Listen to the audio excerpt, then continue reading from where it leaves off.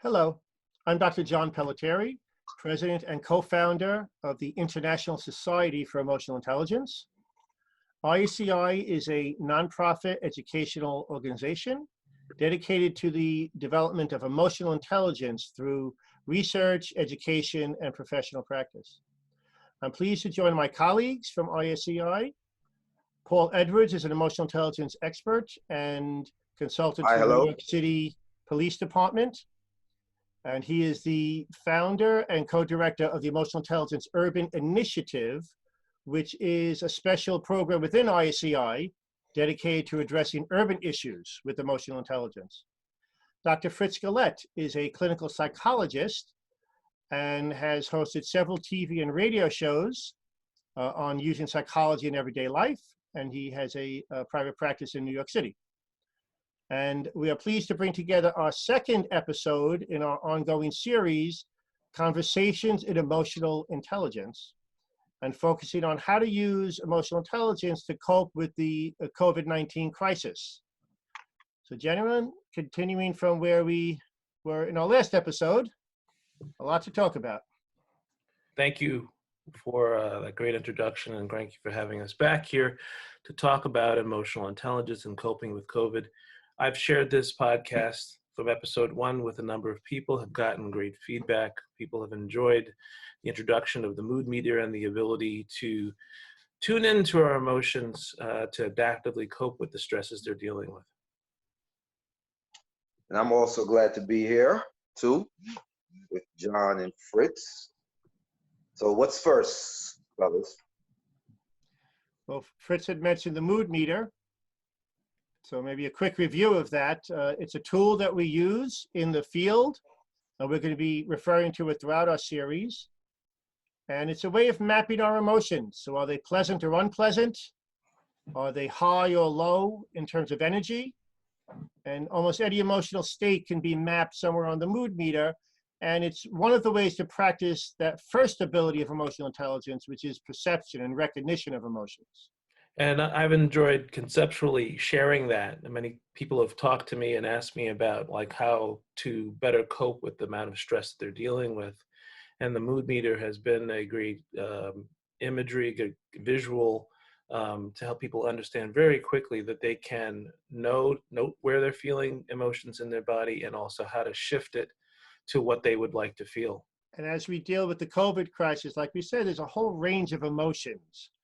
I know we've gone through different emotions every week.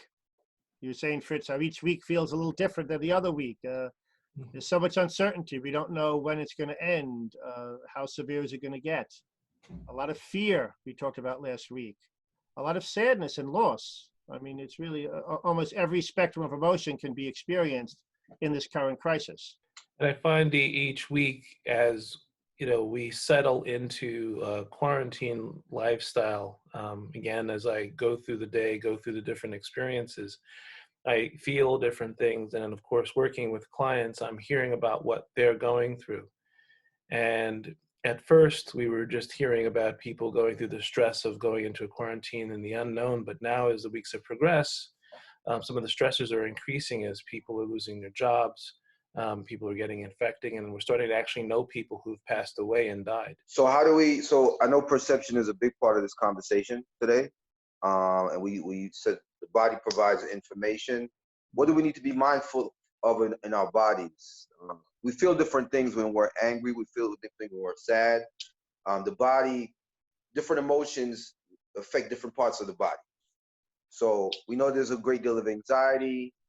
And as much as we know these things, we kind of have these automatic responses and we're not breathing. So I guess I'm saying that to say, we feel fear and anxiety. The body is your first tool to recognize. So what do we need to be aware of in the body, John? I agree with that, Paul. I think it's a good point. The body's the first tool or the first thing to tune into. And I know you've been really big on mindfulness and body awareness and self-awareness. And it's actually a very simple thing to stop and say, okay, stop. What am I experiencing right now? Do I feel tension in my shoulders? Is there tension in my chest? Am I breathing heavy? Do I have low energy? It could be a range of different things. What's I feel in my stomach? What's going through my head? whatever we're experiencing is what we're experiencing. It's the basis of an emotion, the physiological basis of an emotion. And that's a good place to start, because then from there we can really begin to say, what exactly is it that I'm feeling? Right. And I think that we know these things, you know. We know when we're happy or you're nervous, and even in a happy way, you feel butterflies in your stomach, you know, when you're in love, or when you start to get angry, you might break into a sweat. Some people have said they're angry, their hands, they don't realize that they're clenching, making a fist. So I think that we know what the manifestations are. It's just for us to become aware of it in the moment, you know. So so we feel anxiety. So to stop and be right. Mm-hmm. Yeah. And I agree with that, Paul. Yeah. And like, just for example, the other week I heard about someone, not someone I actually even know directly, but so the spouse of someone I know, who was in a hospital on a ventilator, and it was looking really bad. And I felt just so sad. You know, my body felt so heavy. I felt drained. I was just feeling, I was in the blue zone of that mood meter. Unpleasant emotion, low energy. I was just really sad. And I was just allowing myself to sit with that. No, I was feeling it. And so I think part of applying emotional intelligence in this current crisis is to first just recognize what we're feeling, and very importantly, know that it's okay. There's nothing wrong with feeling a pleasant or unpleasant emotion. Know that it's okay. Have an acceptance around what we're experiencing. I think it's important. I would agree with that, and that it's important as we notice what we're feeling that we can acknowledge, lean into, embrace those feelings. It's sort of like if you're walking and you notice there's a pebble in your shoe. You don't just usually notice it, but you feel it, and you don't ignore it. You don't try to put it away. You actually respond to the feeling in your foot, and you remove the pebble from the shoe in just the same way. Responding to your emotions is what we're talking about. And I think we don't have to, you know, sometimes we feel we need to respond right away, you know, for better or worse. I think if we stop, can we stop when we experience something? Breathe, you know, count for 5 seconds, count for 7 seconds. I don't know, maybe you guys can help me, but I know there's a certain amount of time if you stop, that the emotional and the irrational part of the brain, maybe there's time to make a connection in the brain somewhere. So I'm thinking, can we practice just stopping and counting, which will in itself will make you aware of what you're feeling. You know, Sure. what is our self-talk, you know? Yeah, no, that's a good point. That's self-talk. And that's another component of emotional intelligence. The first one being emotional recognition, like what are we feeling? But now the second one is, what do we do with that? Or how do we respond to this pebble in the shoe? Okay. And, you know, sometimes, like we said, you want to lean into it and sit with the emotion and allow yourself to process it and extract the information from that emotion, the needs, the meanings. What's this emotion telling me? What is it trying to say? And I have to listen. Sometimes that's intelligent. Other times, you know, there are people who are essential workers. They have to go to work. They got to put their emotions aside to just be able to do their jobs. You know, so they don't have the luxury at that time to lean into the emotion. Maybe they need to disengage for the time and say, you know, I'll get back to that emotion at another time. Right? So what's intelligent depends on the situation. Sorry, Fritz, go ahead. You know, what I'm hearing you say is that you can acknowledge a feeling, but you don't always have to react or respond to it in the moment. But often it's that acknowledgement of the feeling that might be all we need to do or can do at the moment. And that part of us that just needed that acknowledgement and that recognition can then allow us to do what we need to do to get through getting to work, let's say if we're an essential worker. So that's an important point. And I think the self-talk can manifest in different ways. You know, I was at a cash register the other day, and the lady, most of the patrons in the pharmacy kept their distance. They have these markings on the floor to keep your distance. And when I was almost finished to check out, this lady's standing right behind me. And I wasn't in that EI plate. I didn't practice any of the things that we're discussing, right? But later on, I realized what would me practicing EI have looked like? And that would have looked like my self-talk would have been, okay, this lady's standing right behind me and it's pissing me off. This would be my internal conversation, but Okay, why is she doing it? Where is she at? Realizing where I'm at, realizing that I'm agitated and pissed off, in itself stopped me from maybe turning around and being very rude to her, which maybe if we would have considering the current events, maybe that would have been okay. Maybe I would have gotten a cheer from the other patrons in the store, right? But I'm just saying, even when you come home, sometimes you come home or someone who you're close to comes home and you say hi and you barely get a response. And your initial feeling may be one of being offended, But if we can stop and we tell someone to count for 6 or 7 seconds, then it might allow us to create that emotional part of the brain to the rational part of the brain and say, okay, maybe they had a bad day, maybe they need some time, maybe I shouldn't be offended by them not giving me a quick response and me saying, hi, how was your day? Maybe they might grunt. So stop and think about what I'm feeling, and then maybe think about what the other person is going through or what they may be feeling. No, that's a great advice, Paul. The whole idea of self-talk and self-awareness and considering other people. I mean, you're bringing in empathy here, which is really important. What are other people feeling? We're all going through this together. We're all feeling something, and we're all stressed and we're all managing. So, that's really compassionate to consider other people and what they're going through and what difficult things they might be having at the moment. So practicing, I think we usually refer to practicing these steps will make you more proficient at it. And as I think about it, if the first step is recognizing the feeling, and then acknowledging and noticing where you're feeling that feeling, and being mindfully present enough to allow enough time to happen within ourselves, that information might be delivered to us, and then maybe something else might come to us, a kind of a creative epiphany, maybe a way to cope with or deal with the situation. And I'll add to it that, another piece of emotional recognition is something I know you focused on a lot, Paul, the idea of emotional labeling or emotional literacy. What are the words that describe? First, I got to say, what am I experiencing? That's the first step. And then, is there an emotion word? And sometimes it can be a very nuanced thing. You could feel sad or you could feel disappointed. Maybe you feel hopeless, maybe you feel desperate. Those are all different words. They could kind of cluster together, but they're very different. And then having an accurate emotional label on that could help you to process that emotion. It's a beginning step. So that helps you. That in itself kind of allows you to stop. Is that fair to say? Once you can label it, that puts you in a place to maybe not be so reactive, you think, or that's more of a self-awareness?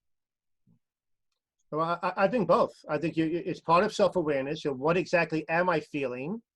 And then also not being so reactive. Or if you are reactive, it's an intentional reaction.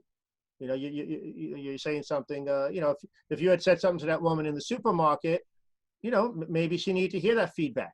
Right? Obviously, you want to do it in a respectful way, but still, sometimes that would have been a more intelligent, if you express your annoyance at that moment, that might have been more, that might have been an effective response.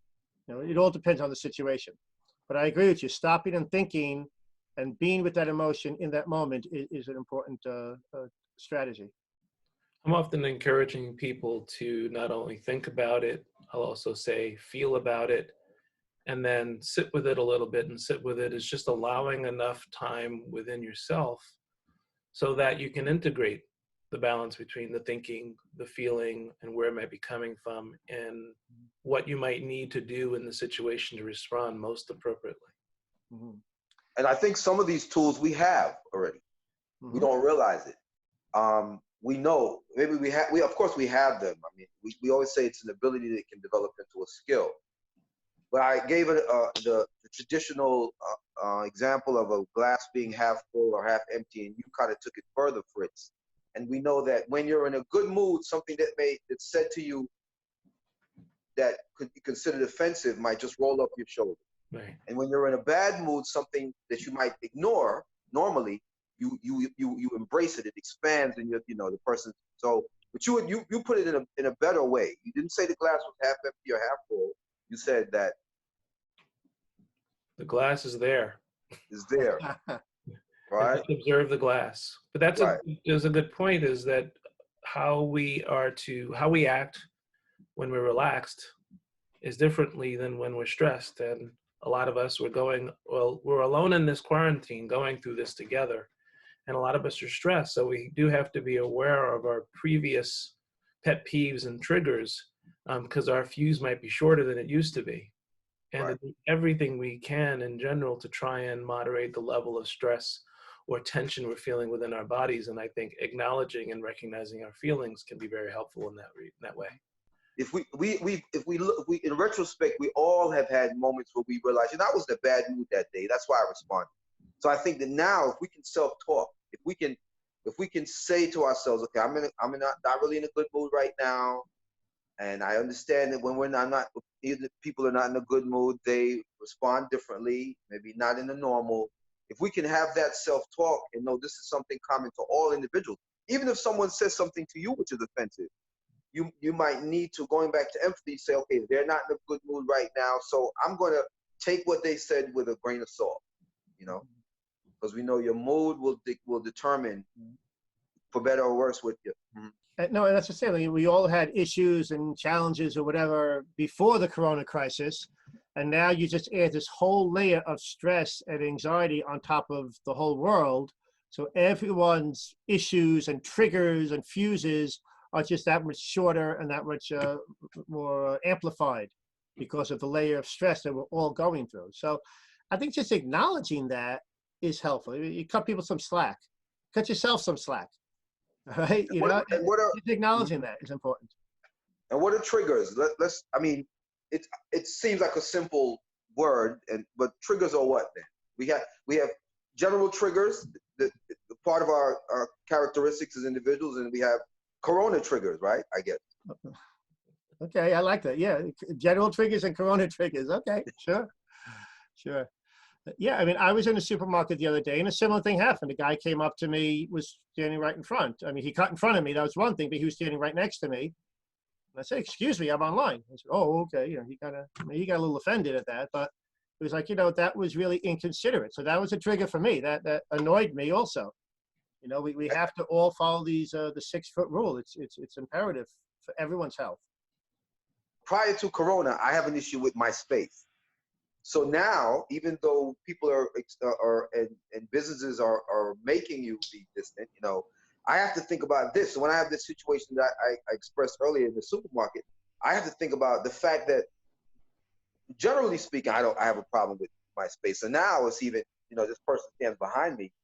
So I think me being cognizant of what my normal triggers are, and also taking that in addition to what's taking, and I'm just saying this, that we need to search out our triggers. And I think we can sit with our families and talk about triggers and talk about perception, and how do you feel in your body. You can pass this information on to the younger ones, or even adults who don't practice this. Maybe we can share. This could be. Yeah, absolutely. That's leading into our next section here about how do we cope? How do we deal with those triggers? How do we deal with those reactions? And I agree. Family conversations could be helpful. Just hearing someone else could be supportive to them, and someone else hearing you, knowing that we're going through similar things. That kind of just listening and being together is valuable in moderating these emotions. It's often the very act of being able to express yourself and feel like and know you're being heard can do a lot to help you regulate the emotions you're having inside. But when you feel like and you know that no one's listening to you, you don't have that forum, it can make it more difficult for you to cope. So along the lines of being social and interacting and engaging people, trying to create spaces where you can express yourself would be key. Absolutely. And also I think part of it, just that self-expression is doing something in the brain. You're moving an emotional experience that maybe is not in a verbal format, and it's moving over into a verbal format through the act of expressing it and saying it to someone else. And that helps you as well as builds that interpersonal connection. And that's something we could all do. I've noticed that, while I say it's a few different people, some of my own psychotherapy clients and other people, that, we're far apart, 6 feet apart, and yet in some ways we're closer than ever before because people are reaching out like through this format. You know, we're having a Zoom presentation here rather than doing this face-to-face in the studio. But just the idea that people are reaching out to each other and expressing and talking, that's really helpful all around. I would actually say thank you for us getting together and doing this, because it actually has been a great way to process it as we are continuing to help people individually and working with them. And then I'm glad it's also being used as something we can share with friends, family, clients, and colleagues. I have to say, this is all Paul's idea. He's the You know driving what? force behind these ideas, for sure. Well, I would just like to say that I was introduced as a specialist. I'm saying this to my colleagues in the public, and many days I don't feel like a specialist, okay? I feel like no mood meters, who cares? But again, this is an ability that skill, and to all of us, our point is that even if you are trained in this, you have your days. We all deserve a pass. We discussed the analogy of a Michael Jordan. I know timing's running out. Who we think that some people we see the end result of people's specialties and their expertise, whether athletics or otherwise. But it took a while for them to develop the abilities and skills most of the time. You know? Yeah, we could all be Michael Jordans in the emotional intelligence world if we really, really practice. That is correct. So, but we do need to finish up. So again, thank you for being part of this project together. I'm honored to be with my esteemed colleagues. We are pleased to bring this presentation to you. Again, in summary, we touched on emotion recognition as an emotional intelligence skill. We talked about leaning into the emotion, so to being with an emotion in order to gather the meaning and the information from there. And we talked a bit about coping, you know, talking with others, using people as support, sharing emotions, showing empathy. So these are some of the tasks and the tools that we touched on. And in our next episode, we'll go into other aspects of emotional intelligence. And any final comments? It's been a pleasure and an honor being here and being able to share this information. I hope people derive benefit from it, and please share. And we'll see you next time. And I want everybody to know that we're trying very hard to make this applicable for everyone in everyday life. So bear with us and tune in. Okay, thank you. And the episodes will be available on the website for the International Society. The website is www.emotionalintelligencesociety.org. That's one word, emotionalintelligencesociety.org. And please stay safe, please stay healthy. We're all in this together, and we'll all get through it together. Take care. Take care. Take care.